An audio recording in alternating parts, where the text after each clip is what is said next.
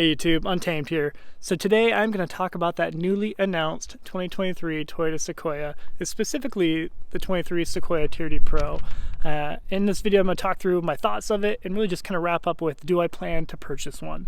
I'll also talk through the LC300 a little bit, as well as the LX600. Many of you saw me post that on my Instagram the other week, just kind of showing the build of a brand new LX600 F Sport in particular. So I'll talk through my thoughts and compare my thoughts of the Land Cruiser here, the 200 series, the Heritage Edition, next to my thoughts of the Sequoia, as well as the LX600 in particular. As you guys know, we cannot get the 300 series here in the US. So to answer the question right up front, do I plan to buy a Sequoia? I'm going to say maybe for now. Will I eventually need to buy one? That might be the better question. That might be yes, just because we currently, as you guys know, we have 3 kiddos at the moment, and that works perfectly for our current setup. It works just fine for the Land Cruiser, of course. They fit just fine in the Raptor. We're kind of crammed. We are crammed in the 4Runners, but really between the Land Cruiser here and the Raptor, these are going to be the primary 2 vehicles moving forward. It works just fine for our family. However, if we do happen to have one more baby Untamed, well, that's going to require us to get a different vehicle, and it will absolutely be that Sequoia.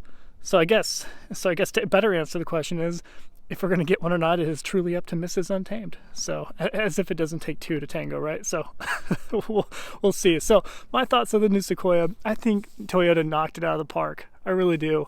I think it looks a lot better than the Tundra. And some of you might be like, wait, what? That doesn't make sense. It looks very similar to the Tundra. It does. Obviously, it has a very similar, very similar front end, which is great. However, I've always thought that the whole front end on the Tundra just looked a little too big. It looked a little too long. In my personal opinion, don't beat me up on this, guys, but it seemed like it was just too long and overextended, and the rest of the vehicle didn't really match up with it. That's my personal opinion. I think it still looks good. Don't get me wrong, but I do prefer the current, or the previous, I should say at this point, previous generation Tundra is the one I've had previous. I think that looks better. If you know, I mean, that previous generation Tundra kind of has more of a stocky, shorter front end. You know, the entire hood didn't extend out so far, and I think that's just it's a strong look to the vehicle. The Sequoia, where it improves is, you know, that entire giant back end of the vehicle to include all the, you know, the muscular body lines. I think it really complements that giant front end super well, in my opinion. So let me know what your thoughts are on that. I think just, you know, even the rear end, I think they knocked it out of the park. It just looks so sleek. Obviously very similar to the LC300 and the LX600, right? Very similar for that rear hatch. So love the look of it. Of course, love the features. Love the performance numbers that I'm hearing from it. And of course, you get the rear locker. It's going to be very capable, and just as the new Tundra is as well, right? So definitely excited to get behind the wheel of one, regardless. However, in order to get one of those, it would require, realistically, it would require me to part ways with this come that time, and that's just something I don't think I want to do. No matter, I mean, again, the 4th kiddo would really be a driving factor in it, but I just would have a very difficult time parting ways with the Land Cruiser for it, and for a number of reasons that you guys have heard me talk about in the past, and I'll just kind of mow through them right here. So the 5 reasons why I would keep this Land Cruiser over getting a brand new Sequoia, even if the Sequoia made more sense technically for the family. So those 5 reasons are, a couple of them are extremely obvious, but I'll run through them. So the V8, of course, the 5.7 liter V8 in this Land Cruiser 200 series is legendary status at this point. So, you know, it's not a ton of horsepower, as you guys know, 381 horsepower with 401 foot-pounds of torque. So it's not the most, the most grunty of an engine, but it's everything you need and nothing more, really. So you got 450 horsepower over here and over 500 foot-pounds of torque. So this is a very different power delivery compared to what you'd get in this and what I got in my previous Tundra. Very different power delivery, and I would argue that this is better. It just feels better. Feels more natural, of course, as it should. It's a naturally aspirated V8 engine. We have that 3.4 liter twin turbo V6. Of course, you get the hybrid variant with the TRD Pro, And that one is cranking, I think, 409 horsepower and 479 foot-pounds of torque. So extremely capable, more capable, of course, than this. I think it tows up to 9,000 pounds, the TRD Pro anyway. So everything, again, you know, it's going to be everything that we would need to ever use it for, I'm sure. And it's more capable off-road. However, no matter what anybody says, the fact that it is a twin-turbo V6 is going to cause more stress on that engine, and the longevity of it will not be there. And I don't care what anybody says, you can tout it up all you want, it will not be as reliable as the thirsty old archaic 5.7 liter V8. So especially when you tie this, unlike the Tundra, the previous Tundra, you get that 8-speed automatic transmission, which is so buttery smooth. It's just nothing else is like driving this. So smooth on the freeway, shifts through like butter. Huge fan of that. So the perfect combination, it's a winning combination. And again, the longevity is absolutely there. If anyone were to buy this vehicle and try to keep it for, you know, unlike me, try to keep it for 10 to 20 years, you absolutely could with full peace of mind. So I belabor that point plenty. The V8 is a reason to keep this over getting that new Sequoia, especially tied to that 8-speed. The second piece here, and you guys have heard me talk about this too plenty, I know, but it is important to me, and I know it's important to a lot of people too who buy this vehicle, and especially the Heritage Edition, and that is the legacy status. So this is, the Toyota Land Cruiser is the longest run nameplate that has been for sale in the US for the longest duration, right? So over 60 years, this, the Toyota Land Cruiser nameplate was sold in the US. Obviously not anymore. As of 2022, it's no longer here. But it's kind of crazy. In the United States, an import ran the longest for sale, production for sale within the US. Kind of interesting, right? So I love the fact that it has that legacy status to it. Of course, it's just an iconic vehicle. Just this side profile of it is iconic in my opinion at this point, right? Just the look of it. If you were just to make that a silhouette, you would know exactly what it is. It is Land Cruiser. A very, very bland, basic looking, almost grandma mobile if you don't know what you're looking at. But I would argue that adds to the cool factor to some degree. So the legacy status, and a part of that is to the fact that it is limited production. You guys know this at this point if you're a regular on my channel. They're limited to 1,200 units per year. So the Heritage Edition came out in 2020, as well as 2021, limited to 1,200 units each year. I won't dissect the numbers. I've done that in other videos, but only 100 of all 1,200 that were offered in 2021 came in the magnetic gray metallic. So this is a very exclusive color for the Heritage Edition, and it did not offer magnetic gray metallic in 2020, as you guys know. So I love that fact about it. And again, that's the driving reason why I would keep this over getting the Sequoia TRD Pro. The Sequoia is going to be sweet. It's going to be awesome, but it's going to be massively overproduced, of course, like every other vehicle, every other non-Land Cruiser vehicle. And, just its special factor is going to fade quick. By the time we're in 2024, we'll see millions of them on the road. So then again, maybe I can't say that with full confidence nowadays with shortages and all that with COVID, but you get my point, what I'm getting at. They're no longer making this for us. This is, and nationwide, 200 series is old news, right?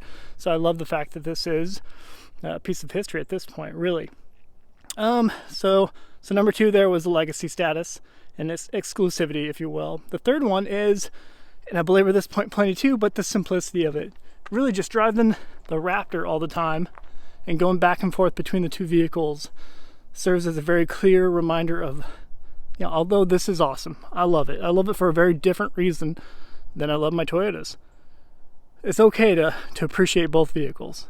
I think it's important to remain open-minded for sure, which is why I'm sure I would love driving the Tundra, the new Tundra when I get behind the wheel. I'm sure I'm going to love it. Same with that Sequoia. But there's just something to be said, and it will always be the case, something to be said about the simplicity of this. I mean, like I mentioned before, to the untrained eye, you look at this and you're like, okay, it's kind of a glorified Highlander, right? So when you look at this, a lot of people they're not going to think much of it. And admittedly, when I first started getting into Land Cruisers a few years back, I was never impressed with them. And a part of me kind of wondered if I made a mistake when I bought my first one, the 2020 Heritage Edition. The exclusivity factor really convinced me to pull the trigger on it, knowing that it was going to be limited to 1,200 and that it was going to be coming to a close. So that's what really pushed me to get my first one. But if I'm being honest with you, looking at it and sitting in it, I I was largely underwhelmed at the beginning. It is an acquired taste, if we're being honest with each other. And for the Land Cruiser folks out there, you know exactly what I'm talking about. Until you drive one, it is hard to fully understand. But for that same reason, once you drive one, it ends up being the vehicle that you drive for the rest of your life. Just because, maybe not that same one in my case, but you always want to get back to driving a Land Cruiser. You want this to be your forever vehicle, and for good reason. And you quickly realize that after driving. All right, so simplicity. One thing I'll throw in there too, didn't really plan to speak to this on the simplicity aspect of it, but the KDSS. So the Kinetic dynamic suspension system on this, I think I got that right,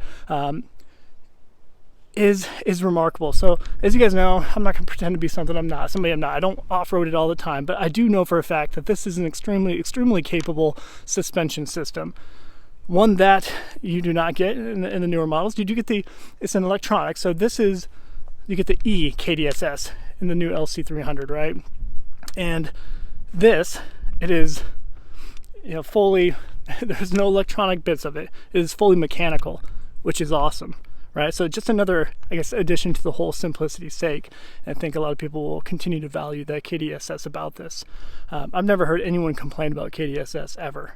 So, all right, simplicity. Next one is, and this is a small reason, but I think it's worth throwing out there. To me, it's not a huge thing, but I know a lot of people who do truly value this, and that is, forgive me guys, I know it's a little windy, that is this, the split rear hatch. This is a big deal to a lot of people. And as you guys know, you no longer get this. This is not the case on the Sequoia. You don't get this. You don't get this on the new LC300 or the LX600. So this is kind of a end of an era on the 200 series here. I remember they used to have these on the BMW X5s too, which they got rid of those as well. But this is pretty cool. You sit on it. It could be a tailgate back here. Sit down and watch some fireworks, hang out, tailgate before a football game. So I like the concept of this. Like I mentioned, if I'm being fully transparent, it isn't like a huge thing for me, but again, it is a reason to consider when we're talking reasons to keep the Land Cruiser over getting a new Sequoia or the LX600. And the final reason that I'll walk through is the Heritage accents. I absolutely love the Heritage Edition accents on this. Between the bronze BBS wheels here, forged BBS wheels. You guys know I wrapped the BF Goodrich KO2s on it. Between those, I think those are by itself, I love that. Then you got the Toyota Land Cruiser, the classic, iconic Toyota Land Cruiser badging, which looks phenomenal. Of course, you got it on both sides there. I'm not gonna highlight all the Heritage Edition accents here, but most of them, the big ones, right? You got the blacked out mirror caps. The front end has darkened chrome, and most importantly, I think with the front end is the blacked out headlight housing. I think this is critical for the look of the Land Cruiser. Even the non-Heritage Edition Land Cruisers, I don't know, the main reason why I'm not a fan is the fact that they don't have that blacked out darkened headlight housing. So I love this. I think that's a huge aspect of it. I'll pop in the interior too and show you a couple things. We'll wrap it up. So it being a Heritage Edition, you get the bronze accent stitching throughout it, which is cool. It's a subtle touch. Get some complimentary dog fur, classic. Again, just this right here is going to be desirable for years to come. So still under 2,000 miles, but just analog gauges, right? You don't have the giant digital screen, which you have in the Raptor there. And again, in the Raptor, you get the giant, I think it's a 12-inch screen there in the middle.